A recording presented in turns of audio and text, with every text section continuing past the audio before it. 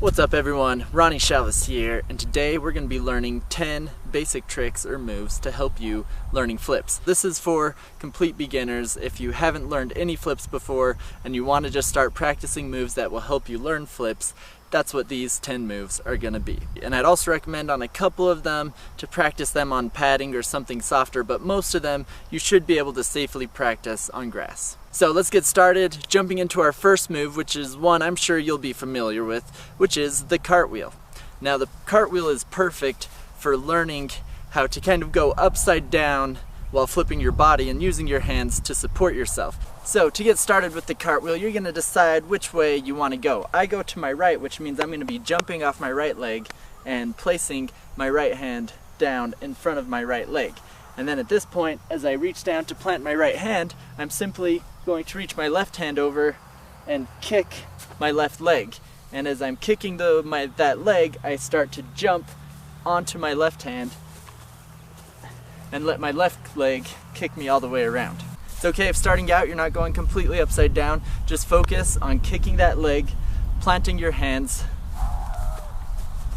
and keeping your leg straight and out.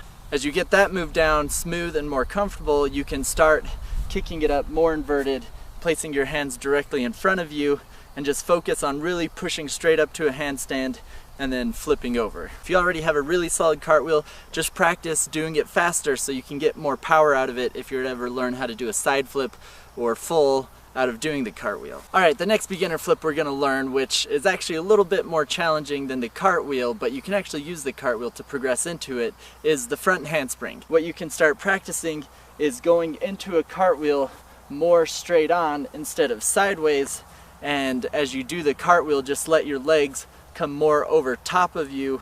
So you have your cartwheel, and then the next progression would be, instead of placing my hands like this, I might place them a little bit more in front of me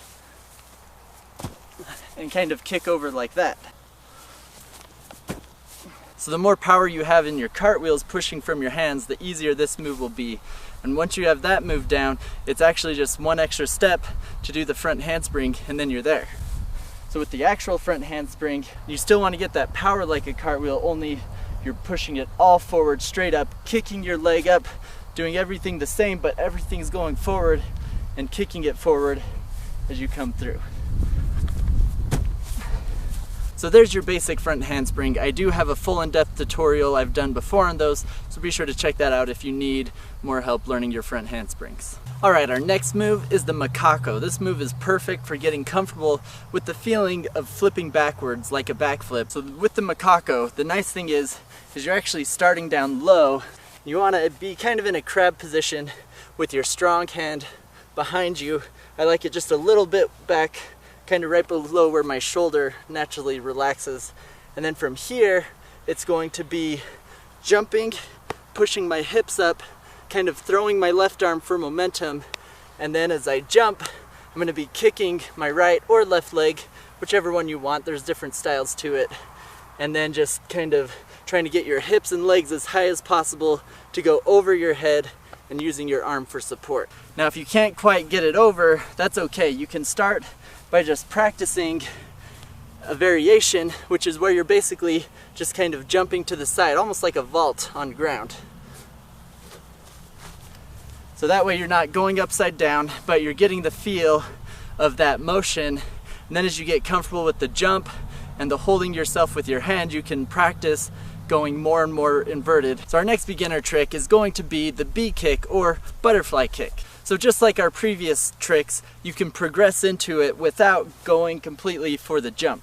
So the idea of the butterfly kick is to get your chest and legs parallel to the ground while you're in the air. So you're still not completely upside down, you're just parallel to the ground, and you're using your momentum and your kicking legs to kind of do a UFO motion as your legs flare out and then you land on your kicking leg.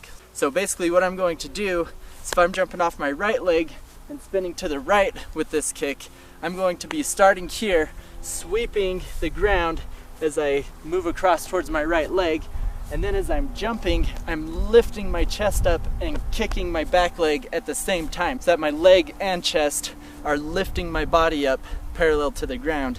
And then from there, I'm going to basically be spotting the ground as I do like a spin jump, you know, like a 360, only all that momentum with my chest and my leg will kick me higher in the air and allow me to do a B kick.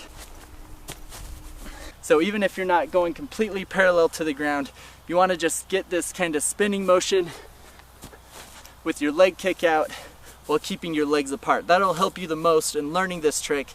And then from there, as you practice it and practice the sweeping of your chest and kicking of your leg, over time you'll get it to where you can get parallel to the ground.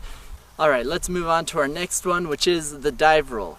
Now, before actually learning the dive roll, I would recommend you have a safety roll, parkour roll down really well so that you can do this smoothly, so that as you add more impact with the jump, you know how to properly roll out of it without getting injured. But the dive roll, just like these other ones, we can progress into by starting with the basic roll and then slowly jumping into it and working our way up. And just through your own practice of that progression, you'll find that it's pretty easy to start getting into the dive roll. Just make sure you don't start out going too high where you're not ready to take the impact, because if you land wrong, you can land on your head weird. So just make sure that you start it low and then only progress up however high you're comfortable doing it. The basic trick to the dive roll is that you're jumping up into the roll and you're going to use your arms to brace the impact and allow yourself to absorb some of the impact as you tuck into the roll, and the roll is also going to disperse some of that impact from the jump coming down. And you're going to reach with your hands to brace it and kind of bring them to one side of your body depending which way you roll as you tuck forward into the dive roll. So the last beginner trick on flat ground before we move on to bars and walls is the J-step kick, or J-step trick variations. So the basic trick to the J-step is that you start by moving forward and then you're going to kind of step out of that forward momentum and kind of push against that so that you can get kind of an awkward sideways block against that momentum, and that'll allow you to get spin as well as jump and as well as kick. So for me, I jump off my right leg, so I'm going to be doing the J-step and then kicking my left leg through as I jump off my right leg. And then from here, normally I would do a cheat gainer, but because we're just doing a simple trick, we're going to be doing the kick over from a J-step, which is basically, instead of kicking this leg straight up like I'm going into a flip, I'm going to be kicking it over and trying to land on this leg just like we did with the butterfly kick, only we're taking off from a J-step. You can even do a variation where instead of kicking, you try and tuck your knees in. You know you're getting good at the J-step when you can feel yourself getting higher and more powerful without traveling forward. Alright, moving on to our first wall trick move. It's going to be the wall kickover. So just like we did the B kickover and the J-step kickover, it's going to be a very similar move, but kicking off the wall to help you get comfortable with stepping off the wall and kicking over. Now I'd recommend that you don't do this move over hard ground when you first try it, because you don't know what can happen, but you're still not trying to go upside down on this move. You're just trying to kick your leg around enough so that you can land on your kicking leg. So normally what would be my jumping leg, I'm going to be planting that leg on the wall and then kicking my left leg over it and trying to kick it high enough and kind of push away from the wall so I don't actually clip the wall or kick the wall. So you can kind of just start out by kicking off the wall to get a feel for it. And your first move you can actually just kind of kick, but then try and spin and just land on both feet, and then as you get comfortable you can actually try and land on your kicking leg. Our next trick is actually going to be the barrel roll over an object. Now it's best to find a soft, flat surface to practice this on. If you don't have something, you can get a friend, have them get down like this and just do it over their back, but basically what you're doing is like a roll but over an object, so you kind of have to jump into a little bit. But starting out, you can actually start slowly by just stepping up into it and just kind of gently rolling onto your back and then coming onto your feet. The goal of this move is to get it where you can do it fast enough that you can kind of pop off of it and land on your feet smoothly. But starting out, it's just a matter of just practicing that rolling motion and coming around to your feet. So you can even start kind of sitting on it, and then as you drop your shoulder, the one that you normally roll on, you're going to kick your opposite leg over for momentum and then follow through with your other leg. As you start getting comfortable with the motion, you can start doing it a little bit faster.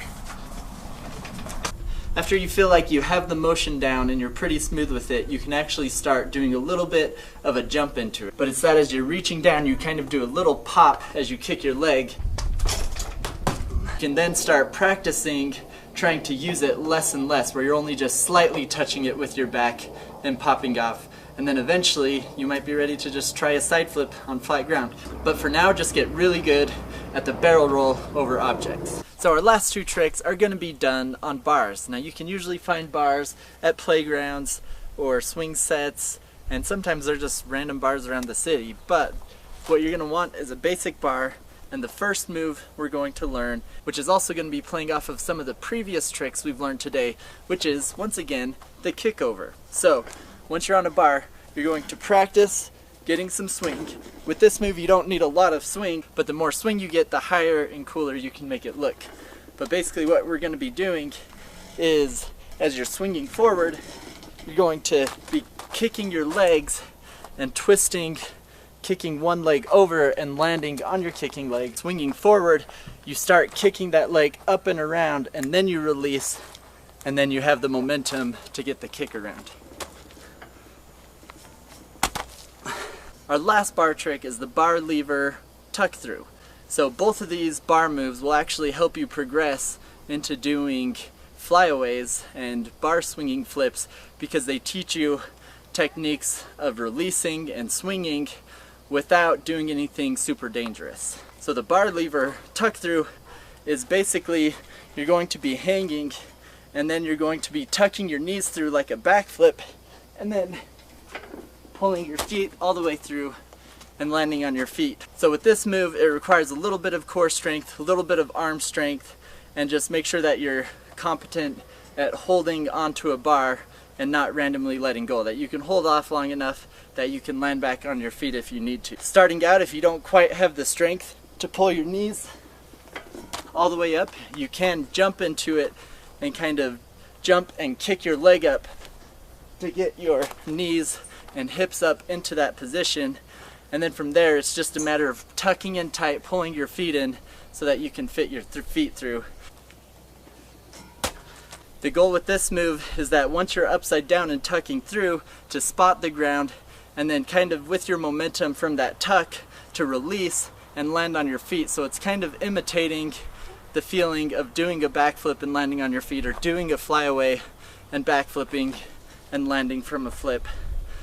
And so once you get familiar with that motion, you can actually practice doing it a little bit faster and faster and releasing a little bit sooner, so that it's mainly your momentum flipping you around. The next step from there to learning a flyaway is basically doing that with swing and just having more power and tuck into your flip. But I would also recommend not actually doing a full flip unless you're in a safe environment and have watched my tutorial on the flyaway. So there you have it, 10 flips, beginner flips that anyone can learn. Make sure that, once again, even though these are easy beginner flips to learn, that you progress into them, you start out slowly, and you just be smart and safe as you're learning these moves. And don't progress to anything, any real flips or crazy flips, until you're in a really safe environment and feel like you've progressed and have the body control to actually do it. So that's all I got for you guys today. Be sure to subscribe for more tutorials like this one, and thanks for watching.